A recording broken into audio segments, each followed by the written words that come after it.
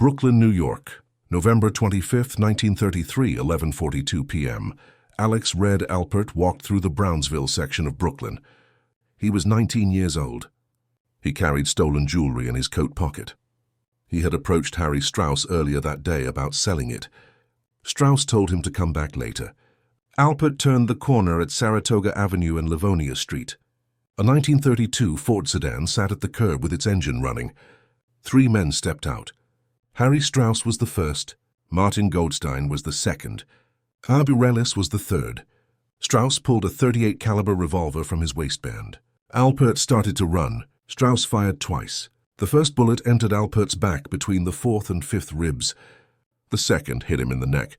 Alpert collapsed face down on the sidewalk. Blood pooled around his head.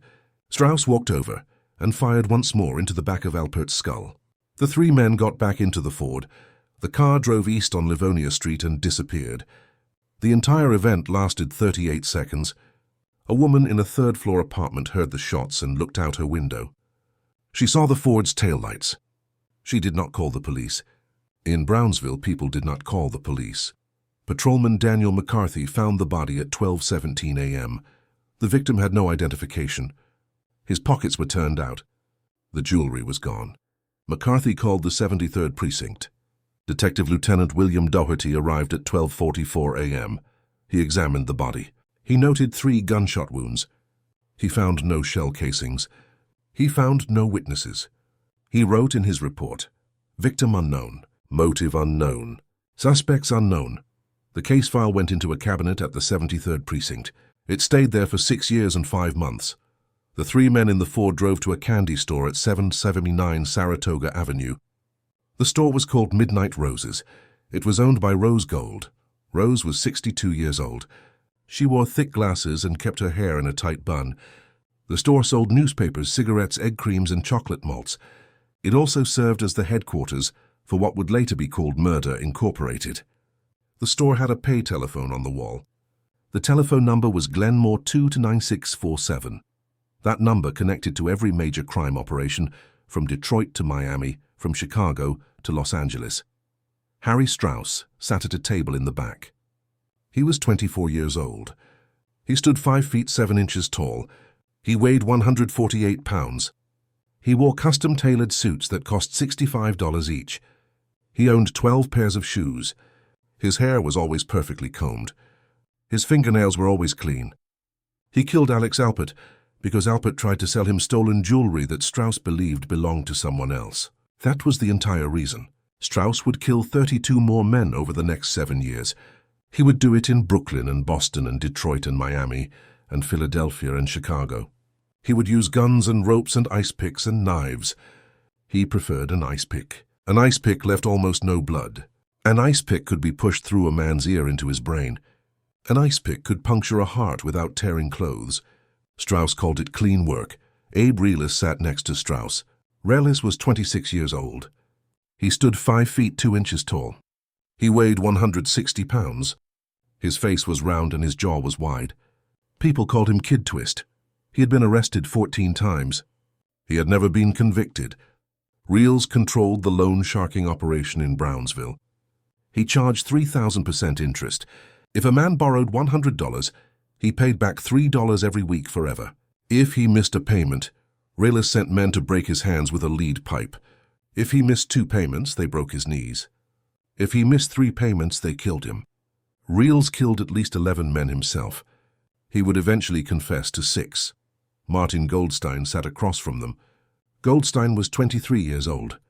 He stood 5 feet 9 inches tall. He weighed 165 pounds. He had a thin face and cold eyes. People called him Bugsy because his eyes bugged out when he got angry. Goldstein had been arrested 7 times for assault. He once beat a man unconscious with a baseball bat for looking at him wrong. The man lost his left eye and had permanent brain damage. Goldstein was never charged. The victim refused to testify. These 3 men were part of a larger organization. The organization had no official name in 1933. It would not be called Murder Incorporated until 1940, when the newspapers gave it that name. But the structure was already in place. It had been in place since 1931. That was the year Charles Lucky Luciano and Meyer Lansky created what they called the National Crime Syndicate. The syndicate was a confederation of crime families from every major city in America. Each family operated independently. Each family controlled its own territory. But they all agreed to work together on matters of mutual interest. They agreed to stop fighting each other. They agreed to share profits from national operations like narcotics and gambling. They agreed to use the same enforcement arm for murder contracts. That enforcement arm was based in Brooklyn. It consisted of approximately 40 men. Most were Jewish. Some were Italian. All were killers. Albert Anastasia oversaw the operation. Anastasia was 31 years old. He was born Umberto Anastasio in Tropea, Italy, on September 26, 1902. He came to America in 1917 as a stowaway on a cargo ship. He jumped ship in New York Harbor and disappeared into the Italian neighborhoods of Brooklyn. He worked on the waterfront. He controlled the dockworker unions through the International Longshoremen's Association. He controlled which ships unloaded and which did not. He controlled who worked and who did not. He killed his first man in 1921. The man was a longshoreman who refused to pay tribute. Anastasia strangled him with a rope and threw his body into the East River. The body was never found. Anastasia was arrested but never charged. By 1933, he had killed or ordered the killing of at least 18 men. He would kill or order dozens more before his own death in 1957. Louis Lepke Buchalter was Anastasia's partner. Buchalter was 36 years old. He was born on February 12, 1897, on the Lower East Side of Manhattan. He controlled the garment district unions. He controlled the trucking companies. He controlled the bakery unions. He made millions of dollars through extortion. A factory owner who refused to pay was shut down by strikes. His trucks were bombed. His merchandise was destroyed with acid. If he still refused, he was killed. Buchalter kept detailed records. He kept lists of who paid and who did not. He kept lists of who needed to be warned and who needed to be eliminated. Those lists were maintained at his office in Manhattan. The men who carried out the eliminations worked out of Midnight Rose's candy store in Brooklyn. The structure operated with precision. When a member of the National Crime Syndicate needed someone killed, the request went through proper channels. A mob boss in Detroit or Chicago or Philadelphia would contact the syndicate's board. The board consisted of Lucky Luciano, Meyer Lansky, Frank Costello, Lepke Buchalter, Albert Anastasia, Joe Adonis, and representatives from other major families. They met regularly in New York. They met in restaurants and hotel rooms and private clubs. They discussed business. They discussed territory. They discussed problems. If a problem required murder, they approved the contract. The contract went to Anastasia or Buchalter. Anastasia or Buchalter called the telephone at Midnight Rose's candy store. The telephone would ring. Rose Gold would answer. She would call to the back room. One of the killers would come to the phone. He would listen. He would hang up. He would select his crew. They would prepare. Preparation was critical. Harry Strauss insisted on it. Every murder was planned like a military operation. The killers studied the target. They learned his routine.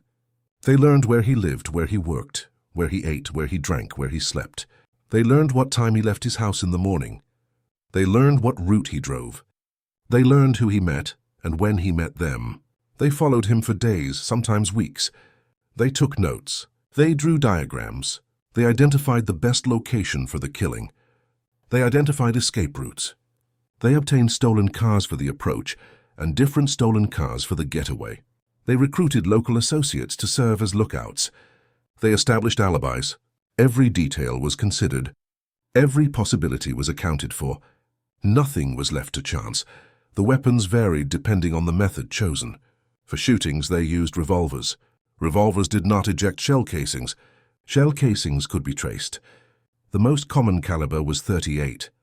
The guns were obtained through burglaries or bought from corrupt police officers or purchased from dealers in other cities. After a killing, the gun was immediately destroyed. It was broken into pieces, and the pieces were scattered in different locations. Some pieces went into the East River. Some pieces went into trash incinerators. Some pieces were buried in vacant lots. For strangulation, they used rope. The rope was ordinary clothesline rope, purchased at hardware stores. It was 1/4 inch in diameter. It was 6 feet long. The killer would loop it around the victim's neck from behind. He would cross the ends and pull. The victim would lose consciousness in 8 to 12 seconds. Death occurred in 90 seconds to 2 minutes. The killer would keep pulling for an additional minute to ensure completion. The body would then be disposed of. Some bodies were left where they fell to send a message. Other bodies were hidden to delay discovery and complicate investigation. The ice pick method was Abe Relis's innovation. Relis preferred ice picks because they were common household items that aroused no suspicion. He carried one in his coat pocket at all times. The ice pick he used had a wooden handle 4 inches long and a steel shaft 6 inches long. The shaft tapered to a sharp point. Relis would strike suddenly. He preferred to attack from behind. He would drive the ice pick through the victim's ear into the brain. Death was instantaneous. There was minimal blood. The wound was small and easily missed during a cursory examination. Several victims were initially thought to have died from natural causes. The truth was only discovered during autopsy when the puncture wound was found. The Brooklyn crew worked constantly. Between 1933 and 1940, they killed between 80 and 100 people in New York alone. They killed at least 200 more in other cities. The exact number will never be known because many bodies were never found. Some victims were taken to isolated locations and buried. Others were weighted with chains and dumped into rivers or the ocean. Still others were burned or dissolved in lime pits. The killers kept no records. They committed everything to memory. They never discussed their work outside the crew. They never wrote anything down. They never left evidence. Harry Mayone led the Ocean Hill faction. Mayone was 30 years old in 1933. People called him Happy because he never smiled. His face was set in a permanent scowl. He was born on October 7, 1908, in the Ocean Hill section of Brooklyn. He was 5 feet 10 inches tall and weighed 190 pounds. He had worked as an enforcer since age 16. He controlled gambling operations in Ocean Hill, East New York, and Williamsburg. He worked closely with Abe Relis's Brownsville crew. The two groups shared resources and divided contracts. Mayone personally killed at least 9 men. His weapon of choice was a gun. He carried a .45 caliber Colt automatic. He was an excellent shot. He could hit a moving target from 50 feet. Frank Abandando worked with Mayone. People called him the Dasher because he moved quickly. Abandando was born on July 15, 1910, in Brooklyn. He was 5 feet 8 inches tall and weighed 175 pounds. He had been arrested for assault 4 times before age 20. He was a brutal fighter who enjoyed violence. During one murder, he stabbed the victim 63 times. He later explained to Relis that he kept stabbing because he liked the way it felt. Abandando would eventually be convicted of murder and executed in the electric chair at Sing Sing prison on February 19, 1942. Louis Capone supervised operations. Capone was not related to Al Capone of Chicago. He was born in Italy in 1896. He came to New York in 1904. He operated a pastry shop in Brooklyn that served as a front. The shop sold excellent cannoli and espresso. It also laundered money and served as a meeting place for the organization. Capone was calm and methodical. He never participated in killings himself. He planned them. He reviewed the details with the crew. He ensured everything was ready. He gave final approval. After the killing, he debriefed the crew. He identified problems. He made corrections. He maintained discipline. He reported results to Anastasia and Buchalter. The national reach expanded steadily. In 1935, the Brooklyn crew sent killers to Detroit to murder Harry Millman. Millman was a local gangster who refused to follow syndicate rules. He operated independently.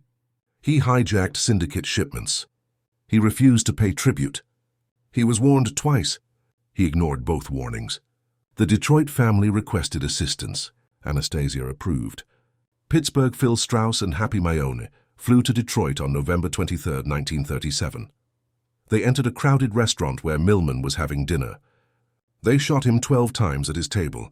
They also shot 5 other diners who were in the way. None of the other 5 died. Strauss and Mayone walked out.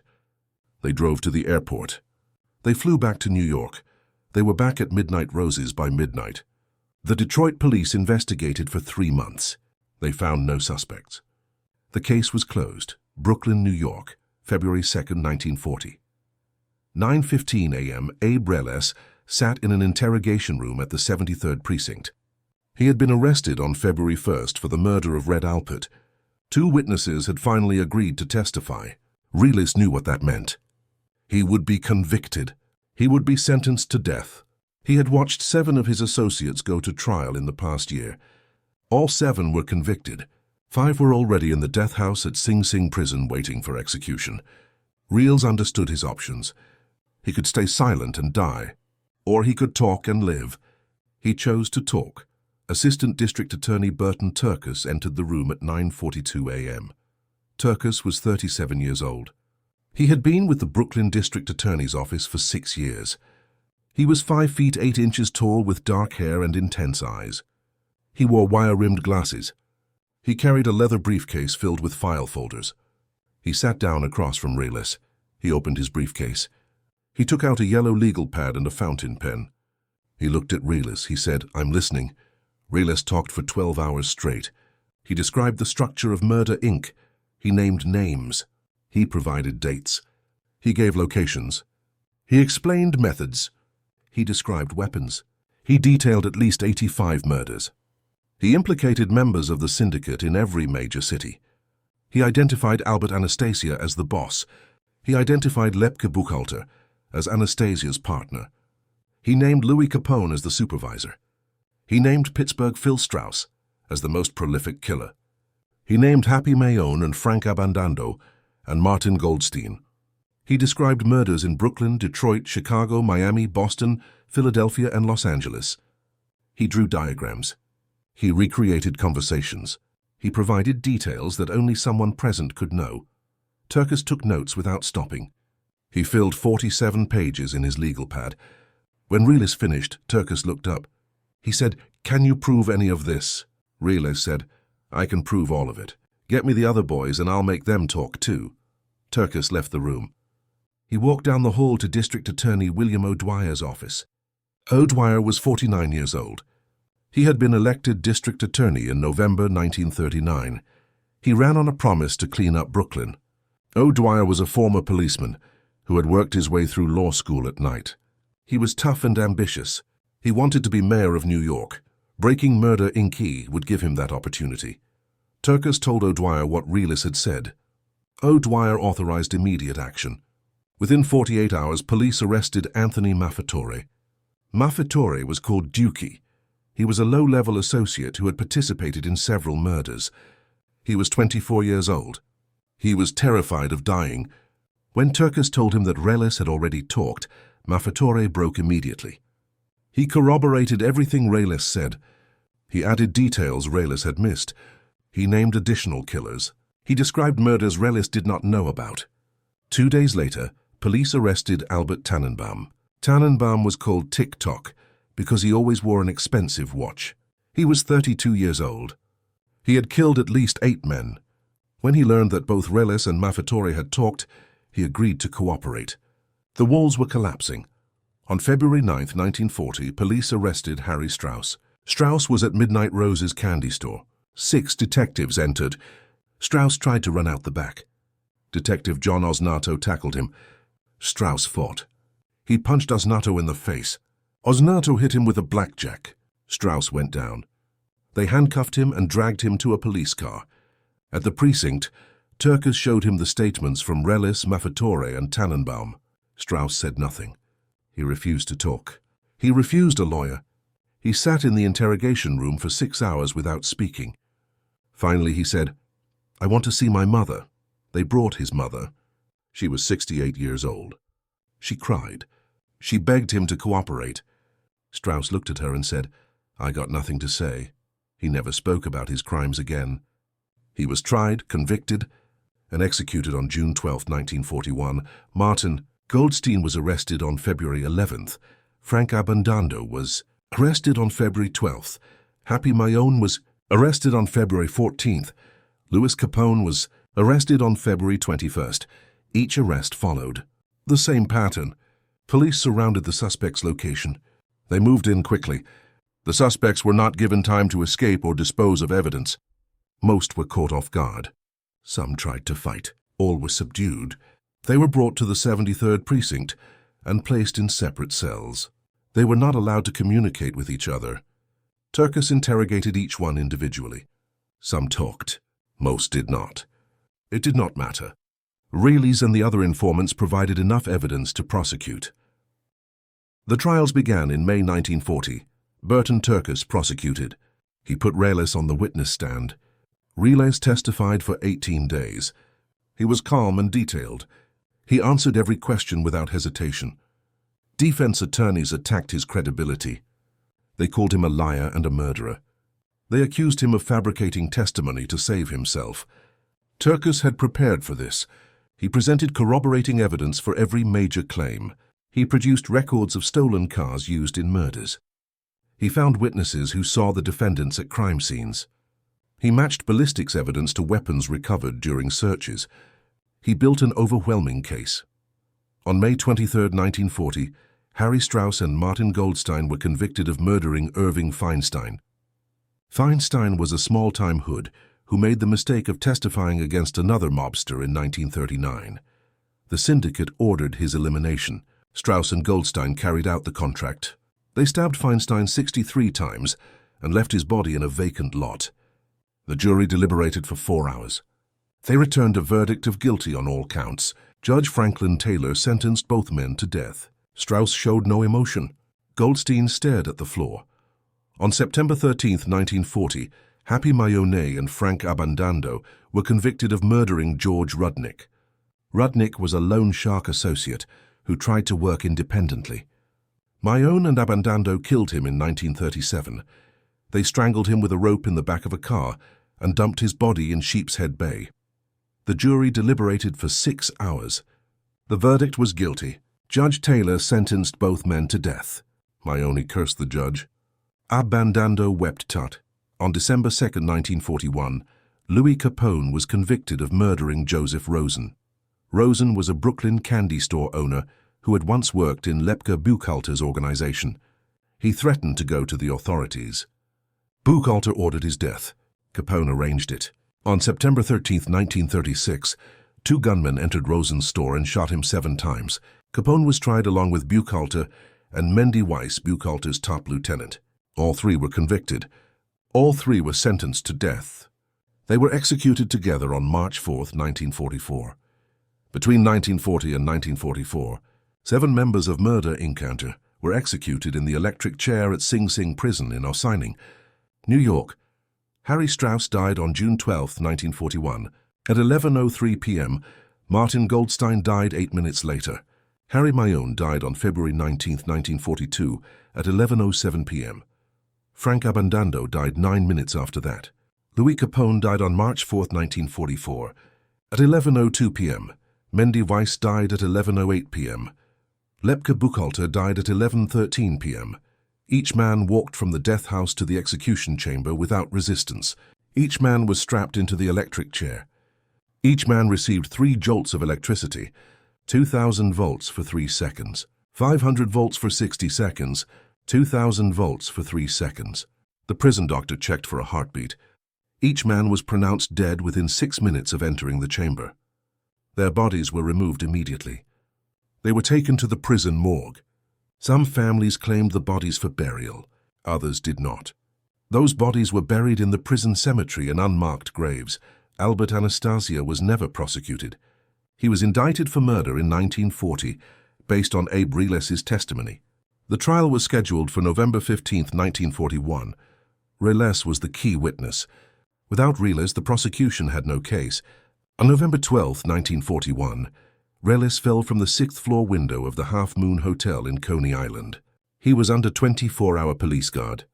6 police officers were assigned to protect him. The officers claimed Reilly tried to escape by climbing out the window on a makeshift rope made of bedsheets. The rope broke. Reilly fell 6 stories and landed on the roof of a kitchen extension. His body was found at 7:10 a.m. He died instantly. The official ruling was accidental death. Nobody believed it. Most people believed the police threw him out the window. Some believed Anastasia paid them to do it. Others believed Anastasia's men climbed up from the outside and pushed him. The truth was never determined. Without Reilly, the case against Anastasia collapsed. The charges were dropped. Anastasia remained free until October 25, 1957, when he was shot to death in a barber chair at the Park Sheraton Hotel in Manhattan. He was 55 years old. His killers were never identified. The organization itself did not die. It adapted. The National Crime Syndicate continued to operate after 1944. The structure remained intact. The board of directors still met. Territory was still controlled. Rackets still generated millions of dollars. Gambling operations expanded into Las Vegas and Miami and Havana. Narcotics trafficking increased dramatically after World War II. Labor racketeering continued in the garment district, on the waterfront, in construction, and in trucking. The only difference was the method of enforcement. After the convictions and executions of 1940 to 1944, the syndicate became more careful. They stopped using the same group of killers for every contract. They stopped maintaining a dedicated murder squad. Instead, each family handled its own enforcement. When a killing was necessary, local members carried it out. The killers were not specialists. They were soldiers who killed when ordered, and then returned to their regular activities. This made investigation much more difficult. There was no longer a central hub connecting murders across different cities. Burton Turkus left the district attorney's office in 1945. He returned to private practice. He defended 17 men accused of murder. None were executed. He wrote a book about the Murder Inc.'s cases with Sid Feeder. The book was published in 1951.